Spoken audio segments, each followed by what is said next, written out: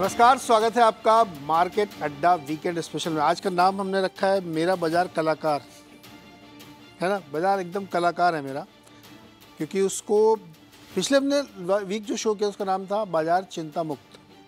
उसको कोई टेंशन नहीं है, अमेरिका में कुछ हो, यूक्रेन में कुछ हो, खाड़ी इजराइल में कुछ करो आप, हमें कोई फ़र्क नहीं पड़ता।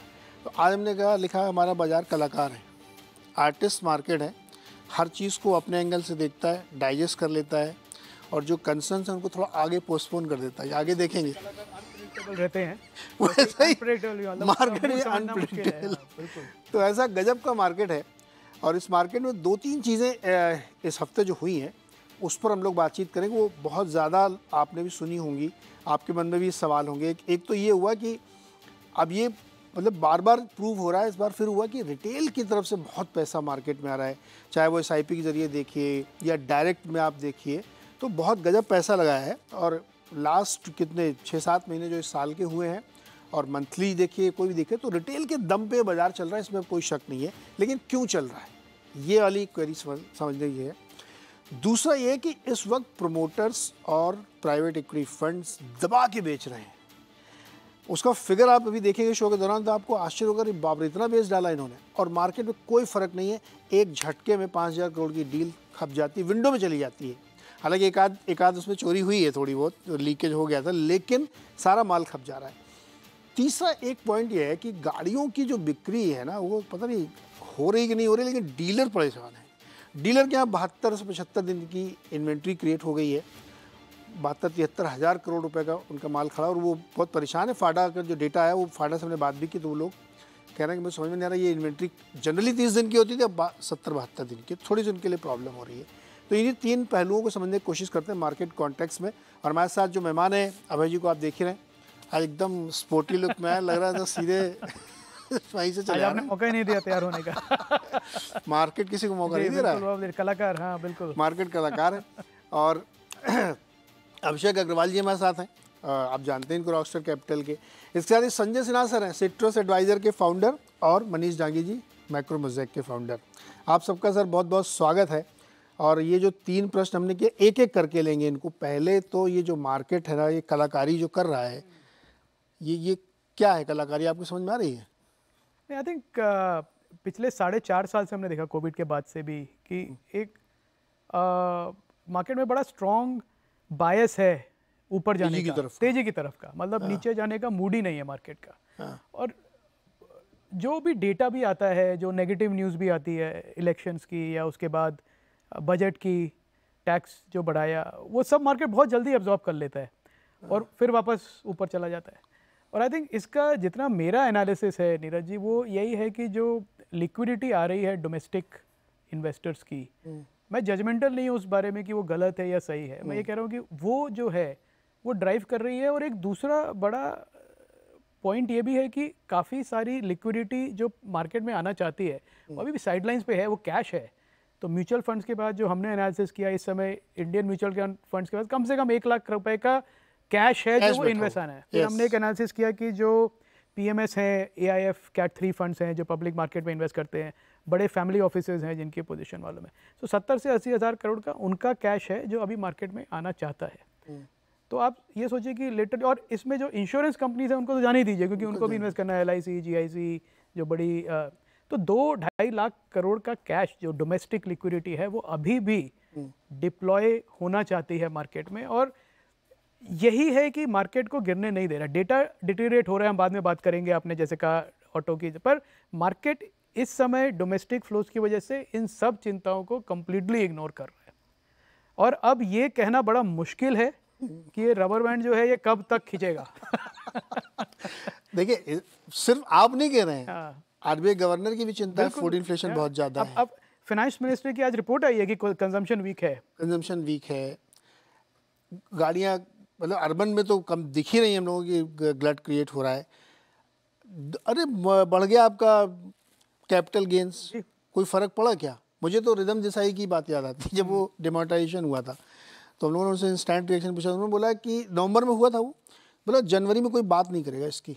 वही हो रहा है, मार्केट में कोई मेमोरी नहीं है। आप कौन बात कर रहे हैं? कोई डिमोनेटाइजेशन हो, खत्म हो गया, सब पैसे आ गए वापस। तो इस तरह का जो बाजार हो गया ना, इसमें वाकई बड़ा कलाकारी टाइप की है। अभिषेक, ये कलाकारी है ये या और कुछ है? नहीं, मुझे लग रहा है कि मार्केट के अंदर में मज़ा इसी चीज़ में आता है कि ये जो सीज़न के हिसाब से चीज़ें बदलती रहती है और यहाँ कुछ भी परमानेंटली चलता नहीं है। तो एक दिन की जो नेगेटिव न्यूज़ आई जापान से रिलेटेड, जो कि ऐसा उस समय लग रहा था कि ये अब एक ऐसा पॉइंट आ गया जहाँ पे अब ये तेज़ी रुकेगी और डिटरमेंटली अब कंसोलिडेशन आएगा, मगर वो बात सिर्फ इस स्टूडियो तक रह गई और ऐसा कुछ भी नहीं हुआ है, बल्कि for the matter last 2 week से मार्केट एक तरफा ऊपर भाग रहा है। सो इसका मतलब कुछ तो डेफिनेटली हो रहा है। तो मैंने भी सोचा कि भाई कहाँ पे जो चीज़ें हो रही है वो हमें क्यों नहीं दिख रही है, या क्या दिख रही है जो हम इग्नोर कर रहे हैं। तो जैसे अभी जी ने अभी अपना एक डिस्कशन सामने रखा, मैं उसको थोड़ा डिकोड करता हूँ। अच्छा, मैं बताऊँ, ये स्टूडियो आपने कहा स्टूडियो तक रह गई, ऐसा नहीं, हमारे सपोर्टर अमेरिका में भी हैं। हाँ, वो जेपी मॉर्गन ने कहा सब खत्म, अब क्या की टेंशन आपको? ऐसा नहीं, सपोर्टर हमारे बहुत है बाहर। मुझे तो लग नहीं रहा है कि इंडियन डोमेस्टिक इन्वेस्टर्स अभी इंडिया के बाहर किसी को भी सुन रहे हैं या देख रहे हैं। नहीं देख रहे हैं, उनको कोई इंटरेस्ट नहीं है। वो अपना सिर्फ रोज एनएवी स्टेटमेंट देखते हैं, या अपना पोर्टफोलियो देखते हैं, हरा है, सब हरियाली है, तो बस आगे तो सवाल ये आता है ना कि फिर ये कौन है, ये कहाँ से है और ये किस तरह से रैली चल रही है।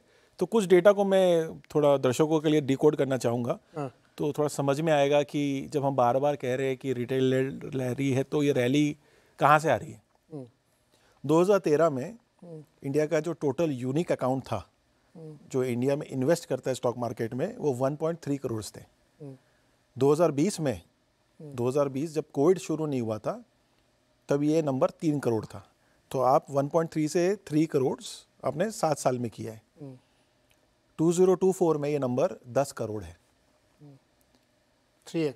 सो आपने ये काम 4 साल में कर लिया, और बेस सबसे इंपॉर्टेंट होता है। अब आप 10 करोड़ की पॉपुलेशन देख रहे हो जो मार्केट में अब आके यूनिक अकाउंट खोल के ट्रेड कर रही है, चाहे वो आप SIP के थ्रू करे कि आप खुद डायरेक्टली पार्टिसिपेट करें या PMS करें, मैं उस तरह से नहीं जा रहा हूँ, बट मुद्दा ये है कि ये पैसे डाल रहे हैं।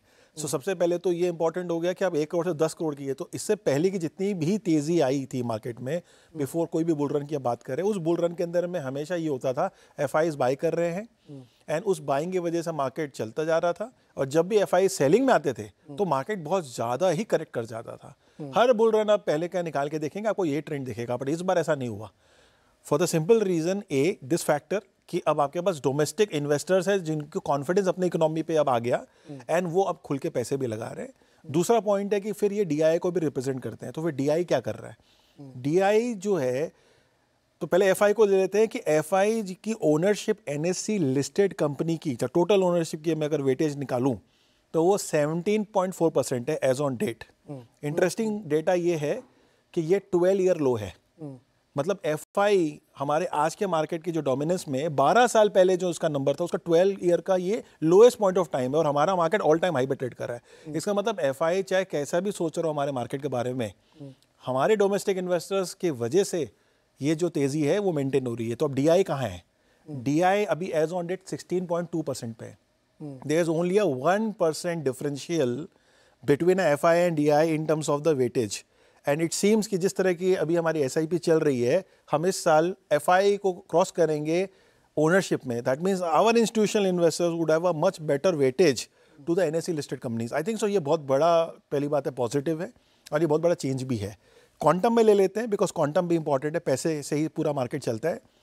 FI ने 2020 के बाद से जो भी नेट अगर हम हर साल की बाइंग सेलिंग को लेके कर लें, क्योंकि अभी 2 साल पहले कोई नंबर अलग होंगे, अभी 1 महीने पहले कुछ अलग होंगे, 4 साल के हिसाब से 87,000 crore only is the net buying. Net buying DI is 3.7 lakh crore. So ये है डिफरेंस। तो जब हम बात कर रहे हैं कि ये रैली कहाँ से आ रही है, ये रैली 2 अकाउंट से आ रही है। एक हमारे पास बेस है जो बढ़ गया है इन्वेस्टर का, दूसरा पैसे जो खुल के आ रहे हैं। आज के मार्केट में आप देखिए कितने लोगों को FD करने में इंटरेस्ट है, किसी को नहीं है। पहले FD was by de facto, saving को आपको पार्क करना है, आप जाएंगे FD कर देंगे। आज की डेट में मार्केट में सबको इन्वेस्ट करना है। सो फिर बात आ रही है कि मार्केट में लोग इंटरेस्टेड क्यों है इतना, राइट? इससे पहले भी तो इंडियन मार्केट था ही, तो आज क्यों है? आज इसलिए है क्योंकि अगर हर एक अकाउंट को कंसिडर करें तो पॉलिटिकल सिनेरियो, आपके फंडामेंटल सिनेरियो जो कि इकोनॉमिक इंडिकेटर्स, आपके खुद की जो कंपनियां जो प्रॉफिटेबिलिटी दे रही है, आपके जो फ्यूचर फोरकास्टेड है, जो आप देख रहे हो कि अगले 5 साल में कहाँ से कहाँ कंपनी चली जाएंगी, और हमने जो ट्रेंड देखा है वो सब कुछ एडअप कर रहा है। So there is nothing to see. हमने पहले भी रिपीट किया कि कोई पर से नेगेटिव है ही नहीं जिसको लेके मार्केट नर्वस हो जाए। हम नर्वस इसलिए हो रहे हैं क्योंकि ये ट्रेंड हमने पहली बार देखा है, ऐसा बोल रहे हैं हमारे हिस्ट्री के अंदर में हमने किसी ने भी विटनेस नहीं किया इंडियन मार्केट के परसे से। So that itself becomes very unnerving and unfolding because of point being वो करेक्शन का बहुत डर लगा रहता है, और कोई भी करेक्शन में यही लगता है कि भाई ये लास्ट है और उसके बाद मार्केट टूट जाएगा। But we all are going every time wrong. The people who are holding cash, जो मैंने कई एपिसोड्स में कहा है कि जितने लोगों ने कैश कॉल लिया है डर के मारे, उनकी जो नुकसान उन्होंने अभी अपने इंक्रीमेंटल पे जो खाई है वो तो शायद अगर उन्होंने करेक्शन की तक भी रख लिया होता तो भी इतना नुकसान नहीं खाए होते। तो फंड मैनेजर इंस्टीट्यूशन करो, मतलब इंडिविजुअल एग्जांपल जानता हूँ, कई लोगों ने मुझे बताया कि मैंने इस दिन अपना वो स्टॉक बेच दिया क्योंकि वो 100 रुपये वाला 150 रुपये हो गया था। मैंने कहा 50% बन गया, 2-3 महीने में बेच देते हैं। जिस दिन मैंने बेचा उसके बाद से वो फिर 25% चल चुका। मेरे को समझ में नहीं आ रहा मैंने इतनी बड़ी गलती कैसे कर दी। हमने कहा अब बेचो, 25% ऊपर, बोला दोबारा बेचूंगा, फिर चला है वो। सो ये मतलब एक बड़ा यूनिक सा बाजार है, किसी को समझ में नहीं आ रहा। संजय जी को समझ में आ रहा होगा पक्का। संजय जी आपको समझ में आ रहा है ये जो अभी? अच्छा वैसे एक चीज़ होती है, जिसके पास जितना डेटा होता है ना वो उतना ज़्यादा नेगेटिव होता जाता है। आप पहले आदमी जो इतना डेटा